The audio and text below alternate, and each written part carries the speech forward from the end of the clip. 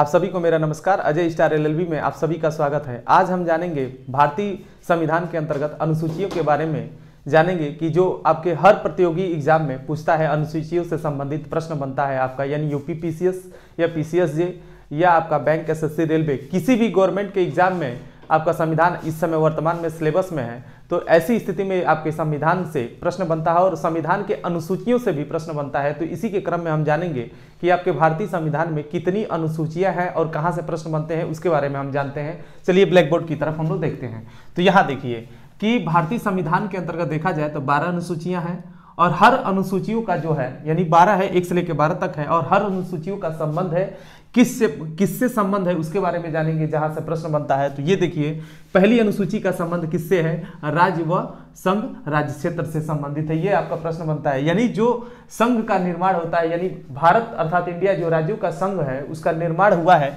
यानी 28 राज्यों से मिलकर हुआ है और 8 केंद्र शासित प्रदेशों से मिलकर हुआ है। यानी संघ और राज्यों का जो निर्माण हुआ है इसका संबंध किससे है? तो पहली अनुसूची से इसका संबंध जुड़ा हुआ है। इसी प्रकार हम जानेंगे दूसरी अनुसूची का संबंध किससे है? तो संघ के जो पदाधिकारी हैं उनके वेतन और भत्तों और पेंशन से जुड़ा हुआ है, यानी द्वितीय अनुसूची का संबंध उनके वेतन और भत्तों से जुड़ा हुआ है। तृतीय अनुसूची का संबंध क्या है, किससे जुड़ा हुआ है? तो जो संघ के पदाधिकारी हैं, जो भी पदाधिकारी हैं, उनके शपथ ग्रहण से संबंधित है। उसमें फॉर्मेट दिया गया है, जब आप बुक निकाल के पढ़ेंगे तो उसमें फॉर्मेट दिया गया है कि कोई भी मंत्री किस प्रकार शपथ ग्रहण करता है, तो उसमें यह बताया गया है। इसी प्रकार चौथी अनुसूची का जब हम संबंध देखते हैं तो किससे जुड़ा हुआ है? तो चौथी अनुसूची का संबंध जो है राज्यसभा में प्रतिनिधि यानी सीटों के आवंटन से संबंधित है कि केंद्र और संघ क्षेत्रों से जो प्रतिनिधि निकल के जाएंगे तो उनके लिए राज्यसभा में कितने सीटें यानी स्थान आवंटित किए गए हैं उसके बारे में ये बताता है। उसी प्रकार 5वीं अनुसूची के अंतर्गत जो है हम पढ़ते हैं कि अनुसूचित क्षेत्र तथा अनुसूचित जनजातियों के प्रशासन व नियंत्रण के संबंध में बताता है। यानी 5वीं अनुसूची का संबंध किससे है? तो अनुसूचित जाति या जनजाति के प्रशासन और उनके नियंत्रण से संबंधित है। इसी प्रकार देखेंगे 6वीं अनुसूची का संबंध जो है यह भी जनजाति से है, लेकिन किन क्षेत्रों से है? तो यानी जो भी जनजाति होंगे कहाँ के होंगे? असम, मेघालय, त्रिपुरा और मिजोरम की जो भी जनजाति होंगी उनके प्रशासन से संबंधित जो 6वीं अनुसूची है उसका संबंध है। 7वीं अनुसूची का जो संबंध अगर देखा जाए तो ये केंद्र और राज्यों के बीच जो है विधायी शक्तियों के विभाजन से संबंधित है। तो यानी 7वीं अनुसूची के अंतर्गत जब आप पढ़ते हैं तो वहां 3 सूचियां बनी हुई है, एक संघ सूची है, एक राज्य सूची है, एक समवर्ती सूची है। तो हम यहाँ पे देखेंगे तो संघ सूची यानी संविधान लागू होने के समय तक आपका संघ सूची में कितने विषय थे? तो यानी 97 विषय थे। और राज्य सूची में कितने विषय थे? तो यहाँ देखेंगे 66 विषय थे। और समवर्ती सूची में कितने विषय थे? तो यानी 47 विषय थे। वर्तमान में अगर देखा जाए गणना की दृष्टि से देखा जाता है तो गणना की दृष्टि से यह सूचियों की जो संख्या है यानी वर्तमान में तो 98 हो जाएगी और ये आपका 59 हो जाएगा और आपका जो 47 से है वो आपका 52 हो जाएगा। ये गणना की दृष्टि से ये बताया गया है। तो इसमें ये अंतर है, जैसे गणना की दृष्टि से देखा जाए तो जो संविधान के अंदर कितने भाग हैं? मूल संविधान में जब संविधान लागू होने के समय तो मूल संविधान में 22 भाग हैं, लेकिन गणना की दृष्टि से देखा जाता है तो आपके 25 भाग हैं। इसी प्रकार ये क्रम में देखते हैं। यानी 7वीं अनुसूची का संबंध केंद्र राज्यों की विधायी शक्ति से संबंधित है। 8वीं अनुसूची का संबंध किससे है? तो भाषा से संबंधित है। तो प्रारंभ में मूल संविधान में कितने भाषाएं थी? तो 14 भाषा थी और वर्तमान में कितनी है? तो 22 भाषाओं को इसमें शामिल किया गया है।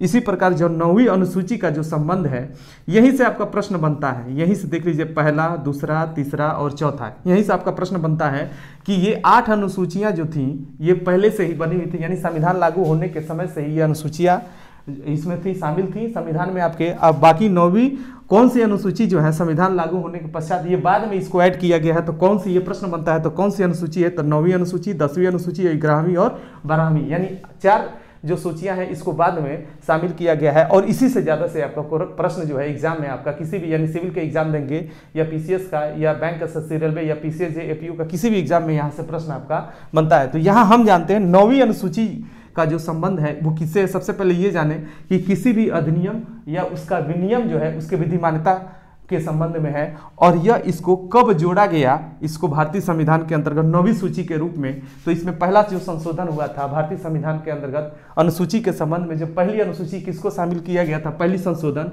तो यानी पहली संशोधन 1951 में हुआ था और इसको शामिल किया गया था 9वीं अनुसूची को।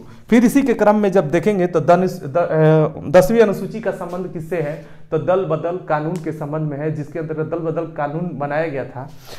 वो कब बनाया गया था, तो किस संविधान संशोधन द्वारा, तो 52वां संविधान संशोधन द्वारा किस सन में हुआ था, 1985 में यह हुआ था। इसके अंतर्गत जो है यही पूछेगा दल बदल कानून का संबंध किस सूची से, अनुसूची से है संविधान के, तो आपको लिखना होगा 10वीं अनुसूची से इसका संबंध है।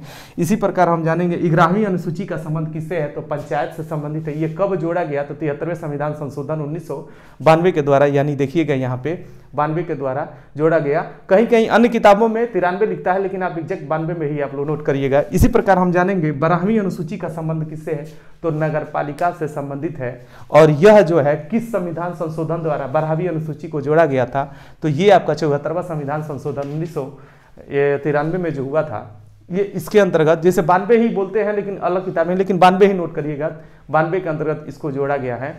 तो यानी ये 12 अनुसूचियां जो हैं, आप लोग देख लीजिए, आप साथ स्क्रीन ले सकते हैं, ले चुके होंगे उम्मीद करता हूं। यानी जो 12 अनुसूचियां हैं, इससे संबंधित आपके हर सरकारी प्रतियोगी परीक्षाएं होती हैं, उसमें ये प्रश्न बनता है। इसी के साथ अपनी बात को समाप्त करता हूं। मेरे चैनल को लाइक करें, सब्सक्राइब करें और ज़्यादा से ज़्यादा शेयर करें। बहुत बहुत धन्यवाद।